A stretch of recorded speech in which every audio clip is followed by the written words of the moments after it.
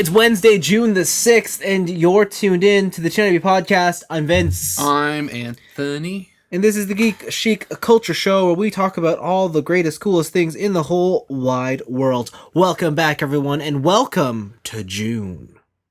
Fuck, it's already June. Halfway through the year, can you believe it? Feels No. like just yesterday we had a snowstorm. Well, to be fair, the ice storm was in April. So It was in May. Was it in May? Was it early May? I think so. Or maybe May was the windstorm. Also, it's 15 degrees today, Celsius. Yeah. So it's cool. It's not summery. Like, it's supposed to be summer, right? Well, no, summer's not till the 20th Is of it? June. Are you sure? Mm-hmm. Whatever, it's still cool. We're actually... We are about 5 degrees below average for our area. It's still cold. Historically. But, yeah. I mean, we're going through a cold spell, but after the weekend, we're supposed to be back into the heat wave. So I don't know what you want. I want it to be 20 degrees. No. No. That's a no. And it's Denied. It's like not cold enough to where I need like a jacket, Yeah. but it's still cold enough to where I'm like, it's chilly. Yeah, you need a jacket. I don't know if I need a jacket. You need a jacket.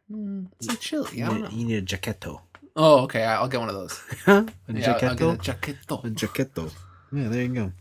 All right, first up, a question from Paul Chu. I'll chew on this. All right, here we go. Hopefully this makes it before you guys record this week. It did. Fun fact, we got this about an hour before we recorded. Yeah, good stuff. Firstly, the last episode, I forgot to wish you guys all a welcome back. So please, welcome back. Thanks, Paul. It's good to... No, it's not. Okay.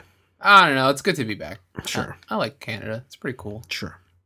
Get it? Sure. It's cool out. It's pretty cool. I thought he was talking about the podcast. That too. I like the podcast as well. Yeah. All right. Well, they're both all right. The podcast okay. In the last episode, TNIAB Video Game Expert 2018, Anthony F. Oh, feels so good. Can you repeat it? TNIAB Video Game Expert 2018, Anthony F. Oh, hold on. Let me take off my pants for this one. Oh, fuck. Started up a very interesting topic. What are the video games that you guys feel are just completely classic, or just complete classics, or really do bring out a very unique experience that everyone should try? Which games, if those you are two very different questions. Yeah. Yeah, you're right. They are very different questions. Which games, leaving all the aesthetic issues behind, would be on your definitely, I know it's an older game, but you really need to check this out list? Huh. I can already think of one that is a need to check out because of the aesthetics, and that's Okami. Like, even now they've upgraded it into like 1080p, 4K. You can get it on Steam. It's really easy. But like that visually, that game is probably the most striking to me. Is it more striking than anything that's out currently? Yes. Like, you don't think there's another game that's attempted a simpler style that succeeds? Like that watercolor? Yeah. Okay. No. I'm gonna go Magic Pendule, but whatever. Oh, that's even Magic Pendule. Damn, that's a deep cut. I bought that recently. Yeah. It's like $20. Yeah. It's really hard to draw in 3D space on a PS2 controller. Yes. It's fucking hard. I really wish I saw this question earlier, because like I would make a list. Like I would go through the games I own. You don't have it on the spot? Like I have classic. Some fucking expert you are. I think so it depends on what you're asking. Are you asking for the unique experiences? Or are you asking for the classics? Let's go with the classics. And ignore the fact that they can have dated aspects to them. That they can? Yeah. Yeah. Okay. For classics, there's like Tetris. I think Tetris is the epitome of video games. I think it is the all-time classic game. Yeah. All right. Like there's even simpler stuff that goes back. You can go to Pong. You can go to Adventure. You can go a lot of that Atari 2600 stuff. But even gameplay wise, that stuff doesn't hold up very well. But Tetris is a game that has lasted the test of time. If someone was like, Anthony, I have never played a video game in my entire life, I'd be like, play Tetris. Because check this out. It's the building blocks upon what video games were made today. No, but like the thing is that game has stood the test of time. I think it is if I had to pick one, like that is a true classic, right? If you wanted to get into more modernized stuff, like stuff that really, I don't know, helped video games evolve. It's still a lot of Nintendo. You'd probably go Super Mario. Yeah. What else could you do? I mean, 3D platformers again. It's like Mario, Mario, Mario. So here's a whole bunch of Marios on the list. GoldenEye for popularizing the first person shooter. The thing is, I feel like all these games that we're listing, you could play the better, more. You could, but the question is not what is the best version of these games. It's what are the classics? Where did it start? Like this, I'm taking this as like it's a history lesson. Yeah, see, that's the thing. I don't know if is that what the question's asking. That's what I thought the question was asking. That's what I felt the question was asking. I guess so. Because it's weird because he's asking a couple different things here. Yeah, because he's asking, what are the games that you feel are just complete classics? Okay, I guess that's complete classics. Or bring about a very unique experience. Like I think those are two different. They are questions. Okay, we'll just answer this question. I know it's an older game, but you really have to check this out. That's a bit too broad. No. You could do it. It's not too broad. Like it's an older game. I'm just trying to think of something that, like I go back to on the regular, and it's stuff like Metal Gear. Like just for popularizing stealth. Yeah. Like you don't have Splinter Cell without Metal Gear. But do you have Siphon Filter? Ooh. Siphon Filter was always more action to me with that shitty locked third person camera. Oh, Siphon Filter. Siphon Filters. That should stay dead. Don't bring that back. E3 2018. Or even if we want to do older stuff that's been remade, like the best versions of stuff, like Shadow of the Colossus, like that game did scale in a way that no other game at the time did, right? Just it was very simple. Climb these monsters, hit their weak points, but just visually, no one did that at that time. Like I'm sure once I go home and I just check my shelves, like, oh, this game counts, this game counts, this game counts. But coming off the dome, it's a little difficult. Like I probably will make a list and come back next week if you remember. Yeah. Yeah, it's tough. Yeah, I don't know. Do you have any ones that you think? Let's do it the classics, like ones that are just like classic. Yeah, this stood the test of time. You can play this now. It would be like everything on the Super Nintendo. Really? Yeah, it would be like A Link to the Past, Chrono Trigger, the original Super Mario Kart. Chrono Trigger is a good example, especially because, at least in my experience, because I never played Chrono Trigger when it came out originally, and I played it on the DS, and I'm like, this game is fucking amazing, even by today's standards. Yeah. Right? And a lot of people now are trying to copy that style. Yeah. Chrono Trigger is fucking crazy good. Oh my god. Yeah. Yeah, Super Nintendo stuff is definitely Mega Man X. Yeah. I would say. Mario World, best Mario. Second best Mario. Second best Mario. Yeah, it's decent, I guess. Wait, hold on. So in your mind, the second best Mario is decent? It's decent. Wow. It's decent. Wow. It's just hard, when you put it up against the Tanuki suit. Oh my! When you put it up against warp whistles. Shut up! It's really hard. Dude has a cape. Dude has a raccoon tail. Yeah, a raccoon tail that doesn't let him boing up in the air multiple times to turn himself into a bomb. You don't need to. You just gotta glide, man. You gotta chill. And what if I want to get that special leaf, bro? You want to get that good leaf. You want to turn into a Buddha statue. No, thank you. Yeah. No, thank you. Let me show you what Karibo's got in his shoe. Wow, disgusting. Yeah, ride that Karibo shoe. Yeah, my list is mostly anything on the Super Nintendo is generally there. In terms of classics, I'm trying to think of like other systems that have like classic games that I feel like you should play. Do we have a review next week? No, I don't No. know. Why? Because I would love to do like we both bring a list and we discuss like why we think certain things are classics and or why we think certain things are unique experiences that should be played or Sure. experienced. Sure. I could think of some stuff. Yeah. Some good stuff. All right. Let me tell you about one game. What? It's called God Hand. Whoa. God Hand is a unique experience that should be felt. Go away. Go away. Go It should away. be felt in your loins. Mm-mm. Mm-mm. It's good stuff. Mm-mm. It's on the list. No, it is not. Super Metroid. Super Metroid, that's a classic, man. Yeah. That's a good game. My list is just gonna be Super Nintendo. Whatever, man. Bring it, because I didn't play Super Nintendo.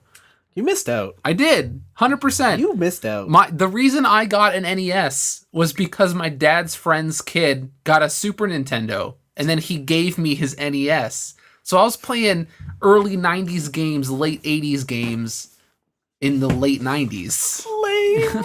And I would always go to my friend's house. I'd be like, oh, you got this Mighty Morphin Power Rangers? Beat 'em up. This is bonkers. Yeah, that is good. That is a good game. You can go on like 2 planes. You can turn into a ranger. Yeah. It's crazy. Yeah.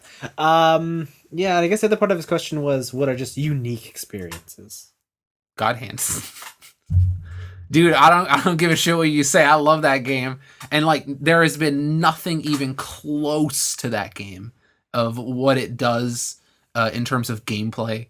The story's just bonkers, so that doesn't really matter, but Oh, we're just gonna brush over that part. we're gonna brush over the part where you face a Sentai team was it composed exclusively of midgets. Wow. Yeah, and you fight them all at the same time. Great. I think the only thing I can think of that I feel like hasn't really been done again, or at least not identically. Glover. No. No. God, this is gonna be full of like Q*bert, Yeah. Glover, Spyro. Klonoa. Klonoa's so good. Klonoa's like one of those like really simple but deviously hard platformers. Like on its surface, you're like, I can do this, and then you get to the bonus levels, and you're like, there's no floor for 10 minutes. What the fuck? Nights into Dreams. Nights into Dreams is fucking trash. Nights into Dreams sucks. If you like Nights into Dreams, you're wrong. No, I think my only game I can think of that's unique is Valkyrie Profile Lenneth. Yeah, those Valkyrie Profile games, like even if they are SRPGs, yeah, like the way they do it is very unique. Also, maybe also in terms of SRPGs, if you've never played them, Disgaea. The Disgaea series is known for grinding, but no one really does it like they do. Like just having all these options to get all. It's basic. I think Disgaea is what helped make clickers a thing. Yeah. Right? Maybe. Like get to level 99, prestige, go back, have better base stats, do it again. Maybe. Right? Min-max all your... Go inside your weapons to have other dungeons to level them up, to do just bonkers stuff, right? What else is there? I don't know. I think Chrono Trigger's still a good one. Like, just that's the one. That's the one. If you want a JRPG, that's it. That's it. You play that one, you understand them all. Yeah. What's her name? Isla? The cave lady? Dinosaur lady? Oh, yeah. Sorry, the cave lady. Yeah. The cave lady, and she's you get her special brew. Yeah. The one that, you get that special brew. Damn. Don't make it sound like that. Makes you dance, Oh, yes. What a weird, amazing game. Chrono Trigger's so good. Yeah, I feel like I should play it again. You have that DS copy? Yeah, I do. Did you ever do the bonus dungeons in that? I didn't. No, they're okay. But the stuff you get from that, you get a weapon that has 80% crit chance. It's like all the time. Yeah. Wow. And then you pair that with the weapon that has like 70% retaliation or whatever. Oh, really? Yeah. And so whenever someone hits you, you just crit back and you're like, fuck you. Sounds amazing. Yeah, it's freaking busted. But I will come back next week with a more extensive answer to this question. I'll try and remember. I'll think about it. Yeah. I'll think about it. I'll try and limit it to games I've played that I can talk on. I'm gonna modify the list for myself. What? It's not gonna be classics. I'm gonna just call it the list of classic games if you want to understand me. If you want to if you want to understand you. Yeah. Ooh, that's a good one too. Yeah. I like that. Here, what, like, are we limiting it? Like, is this the top 10 games that that define you as a person? Yeah. Mm-hmm. On my list, Gal Gun 2. Wow! I knew it! I knew it! No, I knew it! No. He's not lying. I'm not lying. Okay, yeah. Okay. Yeah. Cool. No, that's it. Ooh, what original Pokemon? That's a classic. That's a classic. See, I didn't say it because I'm like, that's gonna be on my list. Yeah, but like, I know that's a list that describes us, but would that be something you would go, listen, you need to know where Pokemon came from. Yeah, you gotta know the roots. Yeah. Yeah. You gotta know. You gotta realize that all the colors or all the cities are colors. Yeah, man. And you come from Pallet Town. Yeah, you gotta know it. You gotta know the roots, man. Okay. I got some Pokemon talk later. Okay. Great. That's a good question. Yeah. I'm gonna think on that one. All right. Let's move on to our picks of the week. Dude, it's been movies. I got movies. I got movies too. I got movies first. All right. Okay. Great. All right. I got Wreck-It Ralph 2. Got a new trailer. I forgot this movie was a Disney movie. Yeah. In this trailer, we see a lot of advertisements. Yeah. For everything internet related. Yes. I'm surprised there wasn't an Ask Jeeves building somewhere. Oh, he died. True. But it is more of the same from the last trailer. Yeah. They show a more kind of, I want to say, pandering. Yeah. Right, especially with that Disney princess sequence.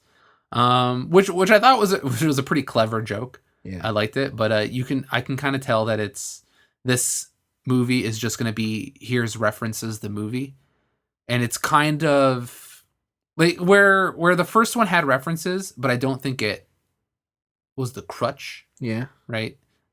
I don't know, just the way they frame it in the trailers, it seems like this one's more of a crutch. So, it's not so much that there's so many references that bug me about this trailer. It's just that the first movie, the references were all video game related. Yeah. This one is just Disney related. It's just pop culture. Disney focused. And I know they went to the internet, but I thought the whole reason they go to the internet is because internet gaming and whatnot. It's a huge wide world, right? So that's a little bit weird to see. Yeah. But I mean, it looks all right. Yeah. I like the first Wreck-It Ralph. Yeah. I'll see this one. It'll be really interesting, like, what they do. Like, because Ralph is basically Donkey Kong, right? Yeah. Like, how would they translate that? Mm-hmm. They're going to get a Tropical Freeze version of Wreck-It Ralph? Like, I don't know. I don't know. Like, to be honest, I watched this trailer, and I was like, I'm kind of less hyped on it. Maybe it's just because it's references I don't give a shit about. Yeah, because like they go somewhere and it's like, oh, well, let's go to Disney. Let's get Star Wars, Marvel, and Disney maybe it was stuff. Overload. Maybe it's just like Disney Overload. Maybe. I don't know.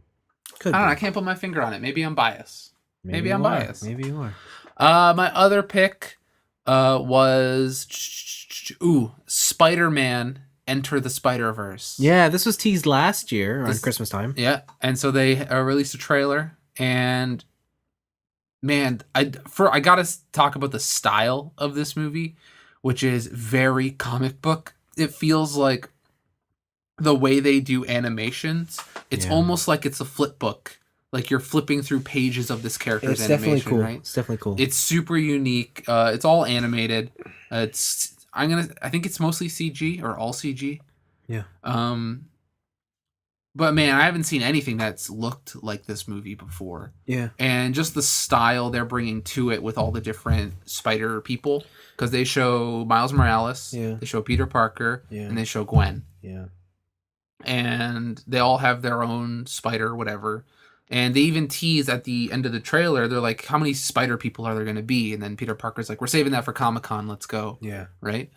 So this is kind of like, this is shaping up to be some, like, really cool, deep-cut Spider-Man stuff. For sure. Where everything else Spider-Man has always been origin story.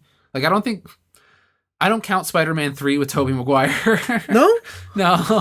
I don't count the Spider-Man musical. Okay. But I feel like the cycle of a Spider-Man movie is introduction and then one movie past that and then reset. Yeah. Right? It really, the second movie is, what does this director want to do with Spider-Man? And that's where you really get it. Yeah. And this is something that's brand new, but also really interesting as someone who's seen Spider-Man's origin story dozens of times. Yes. Right? So I'm really excited for this. I really want to see the Spider-Verse movie. All right. Looks really nice. All right. And I think those are my two, because one of ours overlapped. I was also going to show the Lego movie. Oh yeah. But you also showed so that. yeah, that's it. That's there. So yeah, I guess for some reason they're in like an apocalypse state now. Yeah, something about Taco Tuesday. Yeah, I don't know what's going on there. Well, end of Lego movie, they had the pullout, right? Where it's Will Ferrell and his kids, and he shares it with everybody. So that kind of explains like why things are weird now, or maybe why they're doing different themes. Yeah, but why is it super apocalyptic? Yeah, why is it Taco Tuesday? Why are there sewer babies? Yeah, that's the part I didn't understand. I'm sure it'll make sense when you see the movie. Yeah. I don't know. Did you want a part 2? Not really. Was there any were you like, man, you know what? I need a triple-decker coach. No, I really enjoyed the first one, but when it was done, I was like, I'm good. Yeah. Like it delivered a great message, and I like it for what it is, and let's close the book. Well, the thing is, it's your message of toys should be played with. Yeah. Yeah. I'm into it. So I don't like, the thing is, I don't know how they would top that messaging in a sequel in relation to the subject matter. I wonder if they even try. Yeah, see, this movie seems like the trailer makes it seem like they go in a completely different direction. Mm-hmm. So I don't know. If they go back around, they're like, we made a mistake. Toys are to be kept in boxes. Follow instructions. Yeah, follow instructions. Oh, do not experiment. Wow. No, that's a movie. Yeah, I'd watch that. All right, I'd love to see that. Okay. Toys are for adults only. Yeah. All right. Okay. And then the last trailer was the trailer for the Bumblebee movie. This was weird. Oh, it sure was. This was fucking weird. Yeah. So first of all, this is done by Travis McKnight. His claim to fame was he was the director of Kubo and the Two Strings. I heard that's a fantastic movie. Yeah, so that's kind of like why this movie seems so different compared to the Bay ones. Yeah, I did not see one circle pan. You didn't see an explosion? I think I saw an explosion. Did you? I think so. Probably. I don't remember. I saw a helicopter. Yeah, there's a helicopter there. You can get some parallax with a helicopter. Yeah, so yeah. But this movie it's a prequel to everything. Yeah. Actually, to be honest, I don't even know where this movie sits in the timeline. But how old's that beetle? That beetle's from World War II. Okay. Takes place in World War II. No, it has to take place after that. I'm assuming it's like the 80s. Yeah, I'm going to say like early 80s, late 70s. Yeah, somewhere there. And it's supposed to be the origin story of Bumblebee. But the thing that... Okay, and I don't know. I haven't looked it up yet because I kind of didn't care. I know Hasbro has stated that this is either going to be the cutoff or the beginning for a new continuity. Okay. So I don't know if this Bumblebee movie is related to the past 5 or if it's its own thing. Will Robot Knights of the Round show up with Merlin, the wizard? Oh, God. Let's hope not. But yeah, so the whole thing about this movie is that it seems like a very, I guess, unlike the previous ones where it was all about like militaristic combat and giant explosions. This one just seems like a wholesome family adventure with my best friend Bumblebee. Yeah. And it's kind of weird. How he's misunderstood because he's it's weird because I think I'm way into it. To be honest, it's a nice change of pace. Even the way that they've designed the robots look different. Like, first of all, you can make out what they are. Yeah. Like, and it's so weird. Yeah, they're not just tiny scraps of metal thousands of times over. Yeah, I mean, the transformation sequence is still overly complex, but when you see him in his robot mode, you're like, oh, wait a minute. He's a robot. He's like a regular, like, cartoony robot. He doesn't have a dumb robot beard. Yeah. A little bummed they still have the whole... You're a little bummed. Yeah, a little bit. That he still has the whole, I can't speak, I speak with the radio. Isn't that his thing, or was that just made for Michael Bay? That was just made for Michael Bay. Oh, really? Like, even in the comics, he used to just talk like normal? Yeah. That's lame. Yeah. Okay. There's one sequence in the trailer that looks fucking awesome, where it's I want to say it's Starscream, but it's a jet. It's transforming midair, Yeah. and he comes out at you, That looks cool. and it looks really cool. But the neat thing about that is even that robot design is very more familiar to Transformers fans in that. Even though it's hard to make out in the trailer, I was looking at some stills and stuff, and like, yeah, his head is exactly like the square, dumb shape that his original cartoon was. The back of his head is all painted red, like the toys are, and it's just like fun to see that kind of stuff. So yeah, I'm looking forward to it because it seems like it's going to be more of a down to earth, you know, girl and her friend adventure. Yeah. And I like how it's just called Bumblebee. It's not Transformers : Bumblebee. Bumblebee, a Transformers origin story. Blah blah blah. Yeah, that's Michael Bay didn't decide the title, No. so there you go. Yeah, comes out on Christmas, so It's too bad that so does Spider-Man. yeah, because unfortunately, I'd rather see Spider-Man. Yeah. But yeah, that's it for the picks. Yeah, there was some like video game news I saw, but nothing really I wanted to talk about. You didn't want to talk about? Oh, I know what I want to talk about. Lil Tay. No. All right, so if you guys don't know, Lil Tay No. is the world's youngest flexer. She be flexing on all them fools, right? If you don't know, when she was 6, she grew up poor in Atlanta, and then she worked hard. Now she's 9, and now she's rolling in the hills. She's buying Gucci. She's buying Louis. Her wardrobe costs more than your mama's rent. All right. God. So Lil Tay has been I want to say the internet's punching bag as of recent. Yeah. But I love her. I love Lil Tay. Lil Tay's the best. Because here's the thing. I don't know if people realize this, but it's not real. Well, of course not. It's a character, right? It's not how she acts. She's just a character. And recently, some drama happened. I follow Lil Tay on Instagram. Why? Because I need to know. I need to know the hottest news. What's the happening with Lil Tay. Hold on, before you continue. I'm looking up stories for this, and some of the headlines are just... Business Insider's headline for this is amazing. The youngest flexer of the century, 9-year-old Lil Tay, has vanished. She's vanished. She's gone. That's the story. And when I was trying to get my update of Lil Tay on Instagram, nothing to be found. Because she deleted all of her photos off of Instagram. Wow. So rumor has it that she was filming another video and she was vaping. Uh-oh. So a 9-year-old is vaping. And for people who don't know what vaping is, it's those electronic cigarettes you see where they smoke with water vapor instead of smoke. Like instead of nicotine and all that stuff. So it's not inherently terrible, but it's still a 9-year-old smoking. Yeah. So it's probably a bad PR move if you want that Lil Tay brand to continue. Yeah. Fuck. Sorry, side tangent. I saw a picture of her on Twitter. She was hanging out with Rick Rubin. Oh my god. The music producing aficionado. Like, so I don't know what's going on with her. But yeah, so the thing is like this is where like I love the internet, but I also hate the internet because I want to talk about just how fucking everyone is like, man, fuck Lil Tay, fuck this 9-year-old. Like she's 9 doing a character. Like what the fuck? And the thing is, every headline and all this stuff she appeared on, I think it was Good Morning America and stuff. Everyone who's talking about Lil Tay was grilling Lil Tay with questions. You're grilling a 9-year-old, and everyone's like, "Oh, you got her. You got this 9-year-old. Like, what the fuck is wrong with you? Like, grill the mom about that stuff. She's an adult, right? Or even grill the brother because he's older."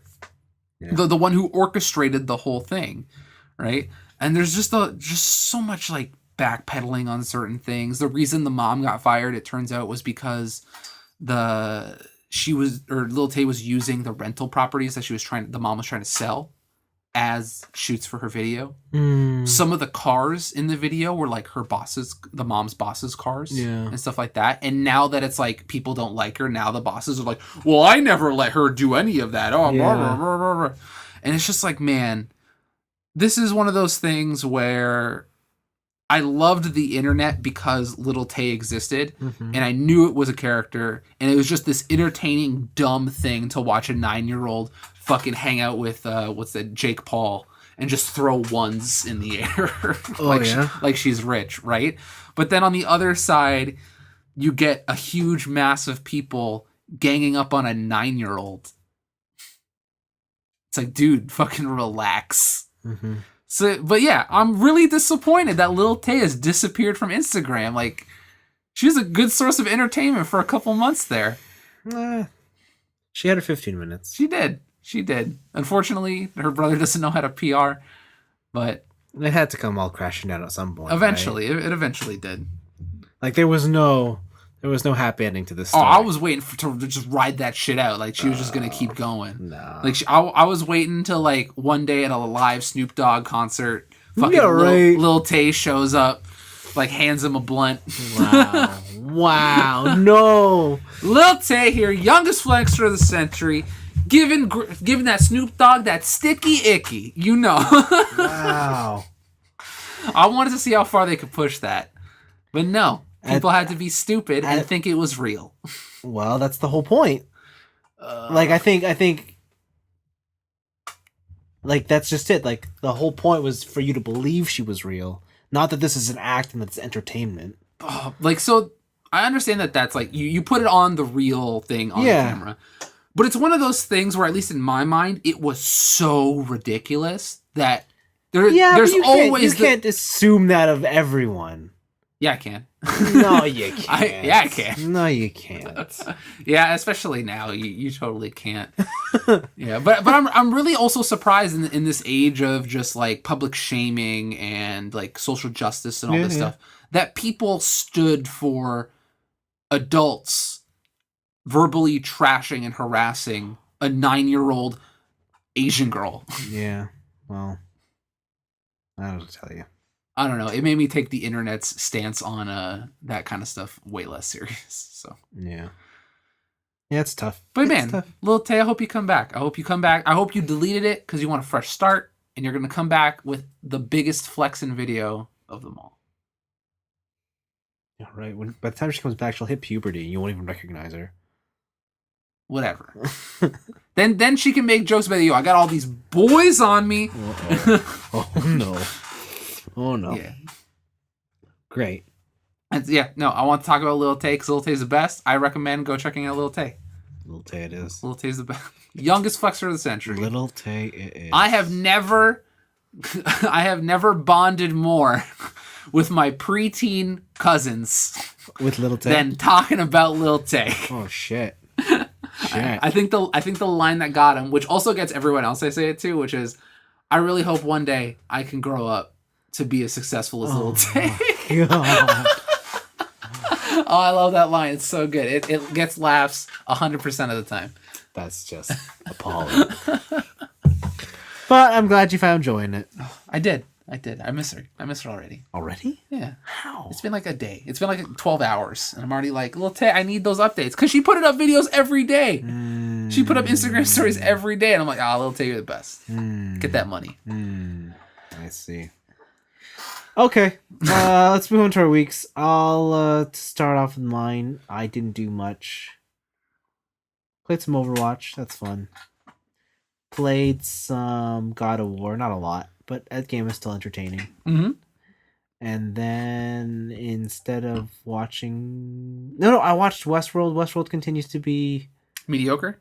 No, it's getting better. Okay. Like, shit's starting to happen. Like, one girl's just fucking God. So... All right. She just controls you with her mind. That seems unfair. It is unfair. Before she had to talk, now she could just look at you and be like, what up? So she's the fucking, was it the nuclear guy from The Watchmen? Kinda. It's... Yeah, it doesn't make sense. All right. So that's been fun. Office, I'm at season 7. Is it the last season? No, I think there's 9. But I think I said it last week that I'm ready to check out. Yeah. Dude, just finish it. You're already there. Yeah. Maybe I will. I don't know. It's tough. I can safely say that I'm good on The Office. Yeah. Because I watched a compilation of all of Jim's pranks. Oh my god, did you? Yeah. Why? I don't know. It was on recommended. Wow. So I clicked it. Wow. They're pretty good. It's pretty good pranks. My favorite one's where he dresses up as Dwight. That's a good one. Yeah. That's a good one. And then some that bears are better than bears eat beets. Yeah, bears eat beets. Something like that. Fact, bears eat beets. Yeah. He's like, what? What's better, black bear or brown bear? Black bear. Well, just... my favorite one is when he wrapped up his desk. And then he's like, it's going to take you a little bit longer to unwrap your desk. And then his desk was just cardboard. Yeah. That's a good one. Yeah. That's pretty good. And then instead of doing anything particularly new, it was that time of year where I break out the Blu-rays Oh. and I rewatch Firefly. Wow. Again. Yep. I don't know. I've lost count how many times I've seen the show, but it's... I still have that Blu-ray from you. Oh, yes. That's right. I did get you guys Blu-rays for Christmas. Yeah. You're like, why get you something you want when you can get a present that reminds you of me? And then you bought us all Firefly Blu-rays. Oh, that's a good gift. I still haven't watched them. I'm going to do that for my office. Ooh. He's got to find them on sale again. They're always on sale. Are they always on sale? They're Okay. always like $9 All right. on Black Friday. Yeah, so I've been doing that. I got to the last disc, so I have like 4 episodes left, and then the movie, and I still love it. I forget. Was the movie any good? Because I remember a lot of people die. Yeah, it was definitely well, because it's a movie. It has to have more of a serious and definitive tone to it. Yeah. And it definitely gives you the closure on the show you need. Mm-hmm. But it's not how I would have wanted to see the series end. Okay. You just want to see them ride off into the not sunset, but galaxy something set. like that. Yeah. I don't know. All right. That's fair. To be fair, when I first watched it, when you told me about it, Yeah, I really liked it. mm. Just haven't gone back. I don't know why. You should. Okay. That's it for me. Yeah, that's pretty quick. Yeah. So I wanted to. So last week we had pretty long weeks because we talked about our trips. Yeah. But I also wanted to talk about some books I read on my trip. So in the spare time, I read 2 books, or I finished one and I got like halfway through the other. So the one I finished is called "So You've Been Publicly Shamed." I think I've talked about it, the premise on the podcast a couple times. It's by John Ronson. Mm-hmm. He's done other books like "The Men Who Stare at Goats," "The Psychopath Test," Yeah. stuff like that. And it's a look into social media, public shaming, the evolution of it over time, and how it's been brought back in the social media sphere, right? And I think it's a very interesting read. I think if you're at all interested in internet politics, why certain things get chosen to be ridiculed and chastised and others don't, this is a fantastic read. And basically what he's found out is that it's random. Wow. It's completely random. Oh my God. Right? There is no rhyme or reason to why certain things get picked over others, because people say heinous shit on the internet all the time. Yeah, so the famous example is Justine Sacco. She was a PR head or lead, I think, for a company, and she was flying over to Africa. And on Twitter, she posted... Oh, yeah, this one. She posted, "Heading over to Africa, I hope I don't get AIDS. Ha ha, just kidding, I'm white."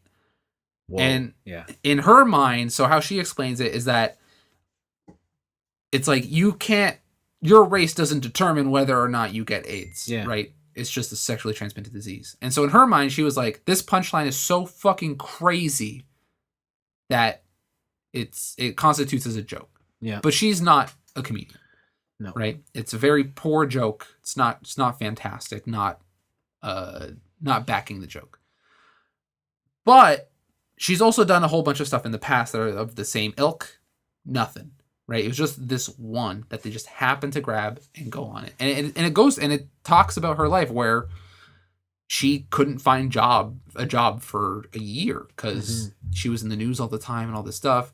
She's under constant fear that if she gets interviews, that someone's just gonna Google her name and she's gonna show up and then she's gonna be fucked. And it's how the shaming or the mob mentality and what they do doesn't just stop after the issue is gone, because all that stuff lingers and it's the internet and it's there forever. And it's why Europe has that right to forget act now, or right to be forgotten act. right? Where after a certain amount of time, you can be like, hey, take down shit with my name in it. Like if I have negative press, right? And it's a fantastic read. And people in the comments to her tweet say even more heinous shit than I forgot what the fuck. Mm-hmm. Sorry, I cut my nails this morning and I forgot a single nail. Yep. I see it. That's weird. Okay. That's his drug nail. Yeah, it's my drug nail. It's my coke nail. So yeah, and so like there were comments in response to her joke tweet that were like, oh, I hope someone in Africa fucking beats her and rapes her and gives her AIDS. Wow. Right? So she can see how it feels. And like that's fucking heinous. Yeah. Nobody touched that guy. Yep. Right? It a lot of that book reminded me of what was happening with the whole Little Tay stuff. Yeah. And all that, and just how people pick a thing. There's no rhyme or reason, and just go for it. There was another one on Facebook where a girl, she had a photo album of her standing in front of signs and doing the opposite of what the sign tells you to do. So if it says stop, she's running across it or whatever. Mm-hmm. There was one where she was in a memorial garden, and the sign said, "Please be quiet," and show respect or whatever. And so she's yelling at she does a fake yell at the signs, holding up a middle finger, and that caught fire. Apparently, like that, she's like, you don't support our troops and all this stuff, and people started jumping to conclusions when she has a history of just making dumb posts on her own Facebook, right? And again, like people harassed her, people found her on the street and yelled at her, all this stuff. Like it was fucking crazy. It's a fantastic read. It's a great kind of dive into modern internet culture. I think it's a pretty important book, especially now when people just try and shame everyone into oblivion for having opinions that don't 100% agree or line up with that person's. It's a good read. The other one is called Flash Boys. This one might be a little bit more boring to most people, but it's about a Canadian RBC investor who figured out that Wall Street is basically fixed. Like, you have no chance. And it has to do with the advent of technology. This book is really interesting. I won't get into the nitty-gritty because it's very technical and it's very business. But basically, when you have an internet connection between here and a server, right? It doesn't matter if you have fiber and you're traveling speed of light, doing all this stuff. There's still distance. Yeah. Right? And so once speed has gotten to a point where it's really hard to go even faster than that. It's really hard to go faster than the speed of light. Yeah. Some would say impossible. What people started doing is that bigger companies would hire out server farms that had locations closer to stock exchange central servers in Chicago and New York. And they would pay like millions of dollars extra to be 2 servers over. Because stock trading has gotten to such a point where people are trading in microseconds. If you don't know what a microsecond is like a thousandth of a second or a millionth of a second. I think it's I think it's a millionth of a second. Yeah, it's a millionth of a second. It's faster than you can blink an eye by just blows it out of the water. Right? You cannot even blink your eye that fast. And it's what people were doing is that they're using the speed to basically play the stock market. And basically what they were doing is called front loading stocks. When you buy, say you want to buy 10,000 stocks, right? In company X. Normally someone isn't just selling 10,000 stocks in a batch. You're getting from a bunch of people. You're getting them from a bunch of different people. And what was happening is that these high frequency traders, they were putting up certain things for sale, waiting for people to buy them. But because they were in the back of the line, they had microseconds for the computer to decide, okay, this person bought it. That means it's valuable. Take your shares out of the selling. And then that person, when they buy 10,000, they only get like 2,000 because the other person is like, all right, that person took all the risk by buying. Now the stock has gone up and we can put it back for higher. Right? Or the opposite. Like we can, if someone's someone's selling and then we can buy it for lower. Right? And they're using computers to play this game of like cat and mouse of like queuing and unqueuing stocks so that they can make maybe cents or fractions of dollars every transaction, but they're doing it so fast that eventually it adds up to millions of dollars. And if you're just like a regular dude doing the stock market, you're fucked. Yeah. It's a super, super cool read. I really like it. This guy also did, he did Moneyball. That movie. Yeah, he did the book for Moneyball, and he did the book for The Big Short. Oh, okay. So he has a history of writing about financial stuff like this. But it's really cool because it doesn't only go into like the difference in stocks and stuff. It goes into the different stock trading cultures between America and Canada. Apparently RBC has a thing where if you're not, quote, RBC nice, you're not fit for the company. So if you're like some Wall Street guy is coming in like, yo, I'm going to sell you, get you all this money, blah, blah, blah, like really cocky, like they won't hire you because you're not Canada RBC nice. And I'm like, damn, Canada, stick it to your guns, right? So it's really cool. It's a fantastic read, and it's almost like a mystery. Like you're following this team trying to figure out why the fuck they aren't getting their stocks like they normally did, and why they can't trade and sell in a fair environment. It's really cool. The other thing I did is I started up Pokemon Ultra Sun again. Yep. I was hanging out with some friends. We marathoned Dragon Ball Z GT, but just selected episodes. I think it was about 30 or so episodes. Oh, God. Yeah. Yo, first off, Dragon Ball Z GT, not good. No, I know. It's not good. I know. It's not great. But he picked a lot of good episodes to where I feel like if anybody asked me, like, hey, did you watch Dragon Ball GT? Like, I can get through it. Because he picked a lot of good, like, kind of side stuff, a couple infamous episodes, and then a lot of the major story just points, the story episodes.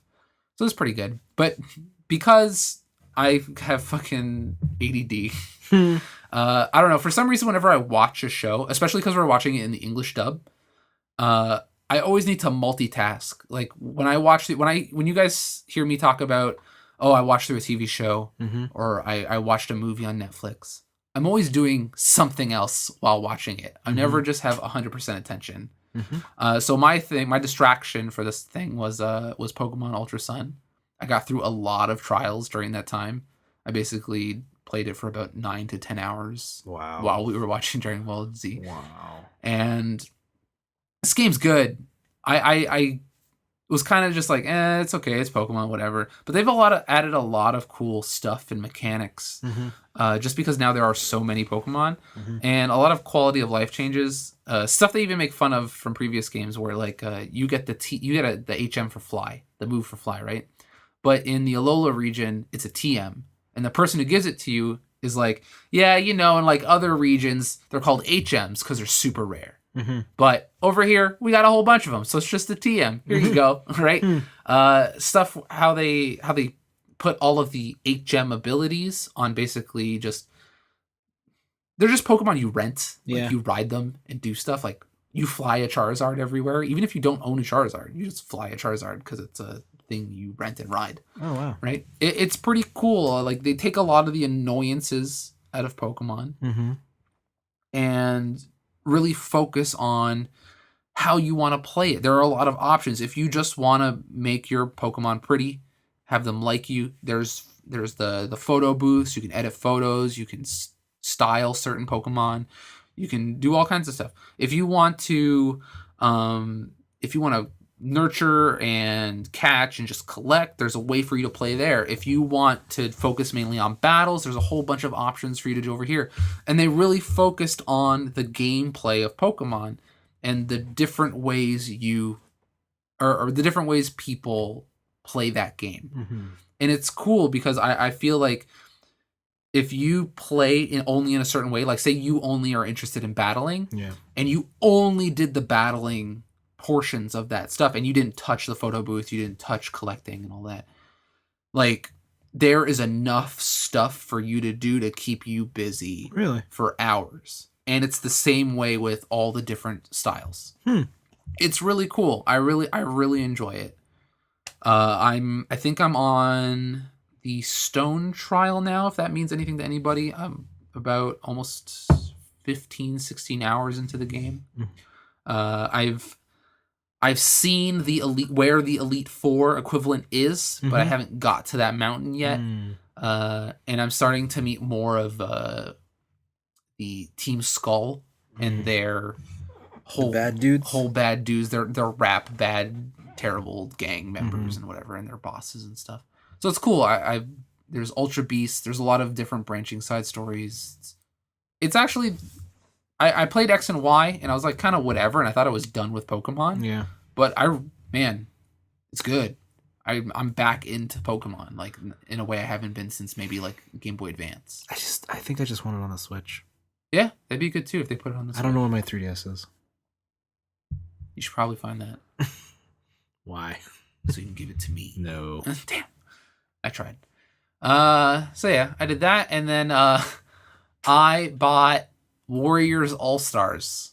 What's that one? That is the Tecmo Koei Dynasty Warriors crossover game where you can play as Ryu Hayabusa.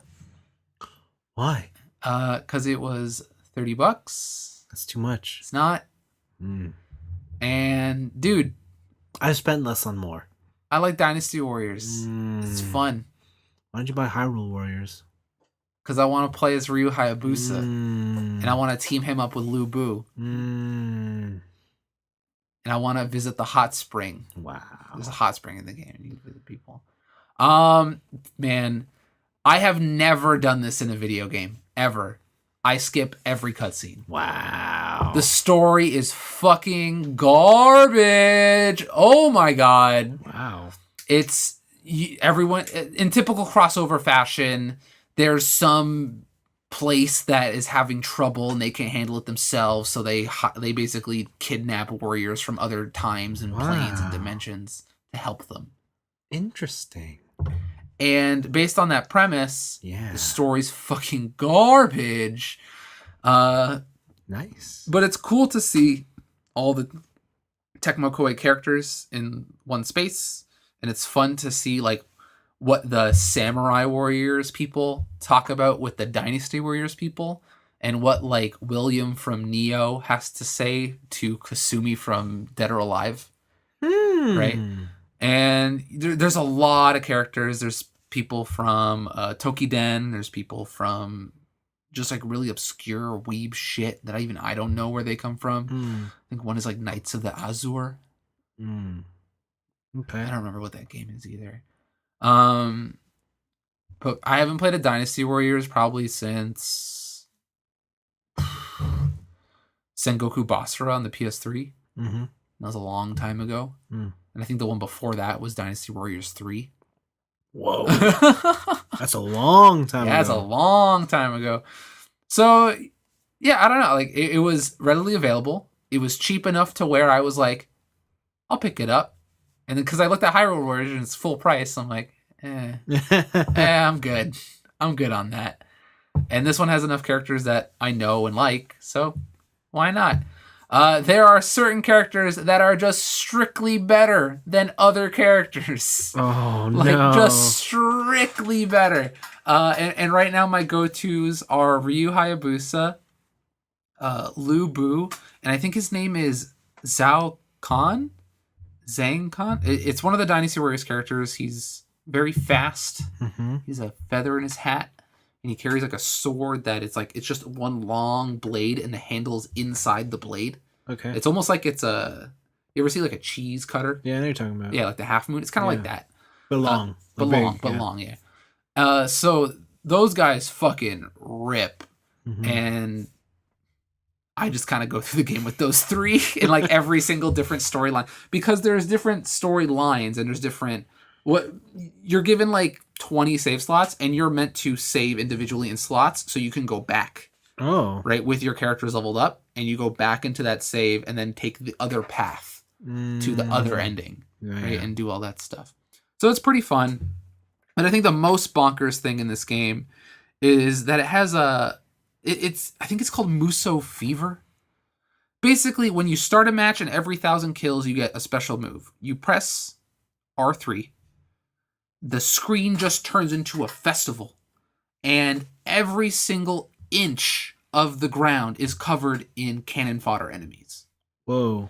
And at this point, your attacks are 2 times faster. You do a little bit more damage. Even if you're not leveled up, you have full access to your whole combo library. Wow.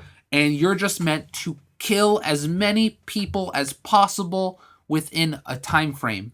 And the time frame is 30 seconds. And there's 3 bonuses where if you get to a certain KO count, you get a bonus 5 seconds. Yeah. So a max of 45 seconds. And it is crazy. It's like I'm playing a Dynasty Warriors pachinko machine or a lotto machine, like a slot machine. But instead, I'm just murdering people instead of playing slots. It is an assault on the eyes. Wow. And it's very, very fun. Wow. Because again, certain characters like Ryu Hayabusa, if you do certain combos, your heavy finisher is something where you do basically like 3 front flips in the air with your sword out, and you travel like super far. You travel like 20 feet. Yeah. So you do that the whole time. You put it into fever mode, and you do that to your next objective. Wow. Right? And by the time it ends, you get bonuses based on how many people you've killed, and also while you're killing more people, your teammates come out because you have assists in this game. They're cheering you on the screen, and they're like, "Yeah, go murder!" It's like really fucking weird. I'm probably gonna post it on my Twitter after, but it's fucking bonkers, man. This game is insane. It's fun to play. It's really mind numbing. You just fucking mash square and triangle. There are harder difficulties. I'm just playing it on normal.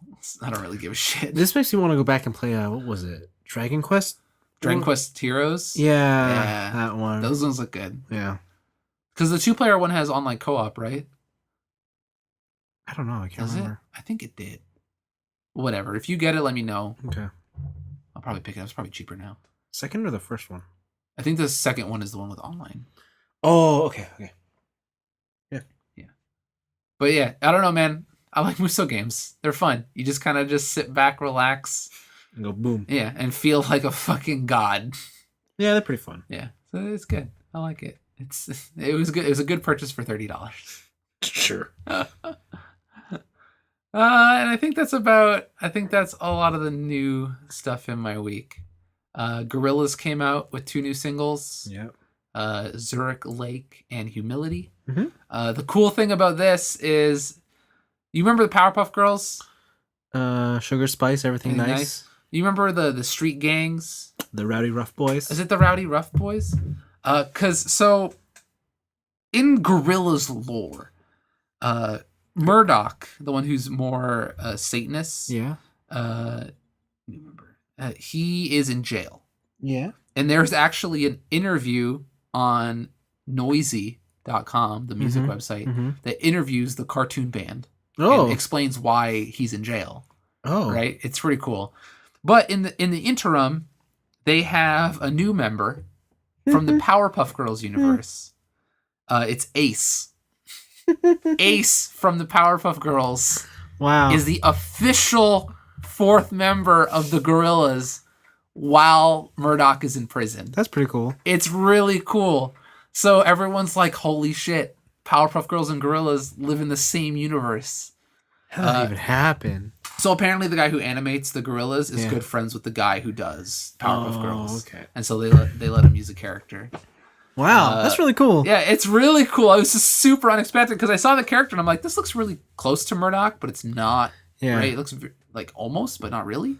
And I looked it up, and yeah, it's officially Ace from the Powerpuff Girls in canon. Good to know. It's pretty cool. So yeah, Gorillaz came out with a new album. Oh, and the most important one, Weezer.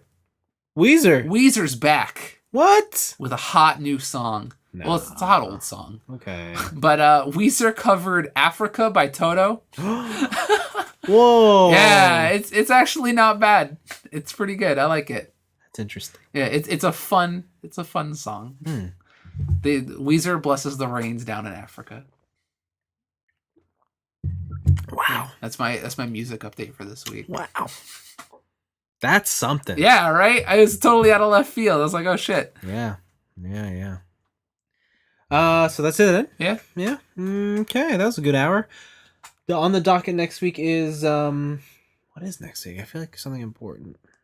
didn't think we had a review. Mhm. I'm gonna come in with classics and maybe experiences that you should play. Is E3 this week? Next week. Is E3 next week? Here, let me Google it. Phil Air. Well, there's some video game news coming out. And what I want to see, I'm looking forward to the new Metroid. Because that's supposed to be about on the Switch now this Christmas. E3 runs the 12th to the 14th. Oh, that's next week. Yep. Yeah. Yep. Next week is E3. Yep. Yeah. There you go. What do you want to see? You want to see more Aisha Tyler talking to awkward stage members? Was she for Ubisoft? Yeah. Oh, okay. No, I don't. No. I don't know. I don't know what I want to see. Do you want to know if Reggie's body is ready? Kinda. Maybe. Bring back the Wii Fit. Bring back the Wii Fit. Oh, fuck. Yeah, to be honest, I don't really know what I want. This year, I've been very passive in new video game news and releases. Yeah, like I know what I want to see. I want to see the Metroid Prime 4. Yeah. I want to see the new Tomb Raider. And I want to see... No, I don't want to see more Kingdom Hearts. I just want to play the game. Yeah, I just want to play Kingdom Hearts at this point. I think that might be it. I don't know. Whatever. No, I want to see more Death Stranding. I want to see gameplay of Death Stranding. No, not Death Stranding. What's that other game? Fuck. It's being done by Sucker Punch. It's I thought it was Tenchu at first, but it's something else. Oh, Tsushima or whatever. Yeah, that game. I want to see that game. What is that? I don't know. In the interim, I do recommend Neo. It's actually really fun. I bet it is. It's a good game. I gotta get through God of War. Okay, fine. My sister bought God of War and she beat it before you. Oh, really? Wow. So I think I might just borrow it from her. Wow. And then beat it before you. Wow. Damn. Well, would you look at that? I'm gonna play on the hardest difficulty. Okay, I don't know what I'm doing. You do you, friend. You do you. Is there trophies for the hardest difficulty on that one? Yep. Okay, no problem. I might do it. Okay. We'll see. Because I hear it's like not bad. Okay. It's one of those things where it's like, oh, you should play it on heroic. It's meant to be played on heroic or whatever. Sure. I don't care. I don't care. All right. Next week we'll be back, and I will tell you how stuff happened. Will we? Yeah. Will I tell them anything, or it's just you? It's just me. Just you? Yeah. All right. Well, I guess see you guys never. Bye.